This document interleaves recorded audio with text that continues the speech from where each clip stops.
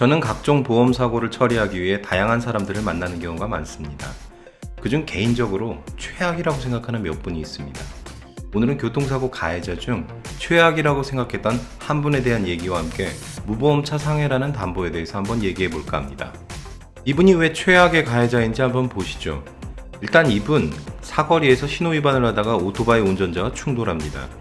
그리고 나서 뺑소니를 치셨는데 그때 정차 중이던 택시 운전사가 바로 추격해서 잡습니다.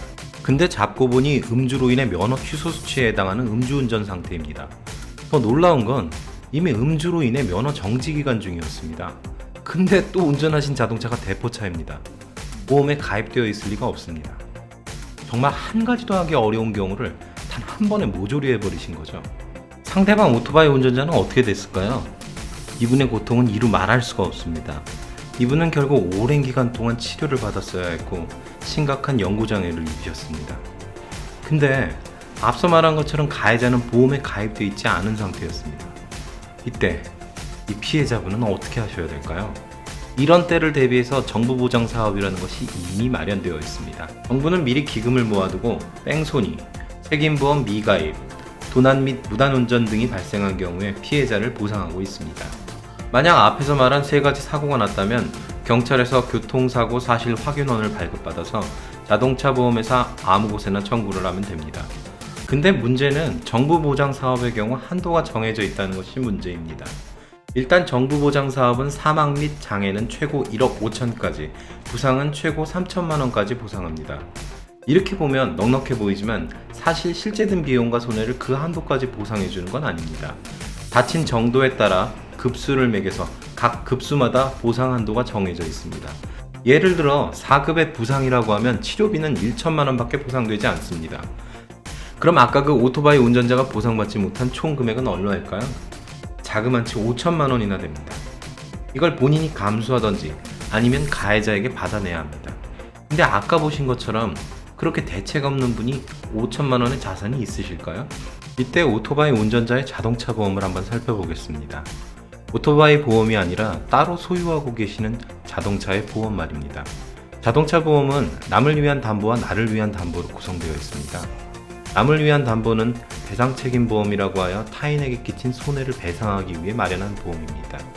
대인배상 1, 2, 그리고 대물배상에 해당됩니다. 나를 위한 담보는 내가 받은 손해를 보상하기 위한 담보입니다. 자기 차량 손해, 자동차 상해, 무보험차 상해 같은 담보가 해당됩니다. 우리가 주목해야 하는 것은 바로 무보험차 상해입니다. 아까 정부 보장 사업이 적용되는 경우, 그리고 책임보험만 가입되었거나 보상 한도가 적은 가해자와 사고가 난 경우에도 적용됩니다. 책임보험만 가입된 차량 중 흔히 볼 수 있는 것은 바로 배달 오토바이가 있습니다. 무보험차 상해 담보가 있는 경우 보험회사는 피해자에게 총 손해액 전부를 보상합니다. 따라서 우리는 책임보험 한도로 고민을 해야 할 필요가 없죠. 그리고 보험회사는 총 손해액 전부를 가해자에게 구상합니다. 이러한 과정은 보험회사가 신경 쓰는 것이지 우리는 전혀 신경 써야 할 필요가 없습니다. 보통 이런 경우 가해자는 갚을 만한 자력이 없습니다. 그러면 보험사는 소송을 통해 채권을 평생 존재시킵니다. 가해자가 개인 파산으로 면제받고 싶어도 손해배상 채권이 비면책 채권에 해당하는 경우가 많아서 면제받기도 어렵습니다. 제가 이분을 최악의 가해자로 꼽는 이유는 또 있습니다. 이분이 받으실 형사처벌을 줄여보려고 그 형님 되시는 분이 형사합의를 하려고 나왔습니다. 마지막으로 사인을 하기 위해 손을 테이블 위로 올리신 순간 저는 깜짝 놀랐습니다. 어떻게 마련한 돈인지 알 수 있을 만한 손을 가지고 계시더라고요. 제가 이래서 이 가해자분을 최악으로 꼽는 겁니다. 타인을 비롯한 본인 주변의 모든 사람에게 이렇게 해악을 끼치고 다니니까요. 요약 정리 들어갑니다. 첫 번째, 세상에는 이런 어처구니 없는 분들이 있습니다. 두 번째, 하지만 그런 경우를 대비한 사회 안전망이 있습니다. 오늘 소개한 정부 보장 사업처럼 말이죠. 세 번째, 그리고 무보험차 상해 담보가 있으면 아무것도 신경 쓸 필요가 없습니다. 한 가지 더 있습니다. 손해와 보험 연구소와 함께면 더 신경 쓸 필요가 없습니다.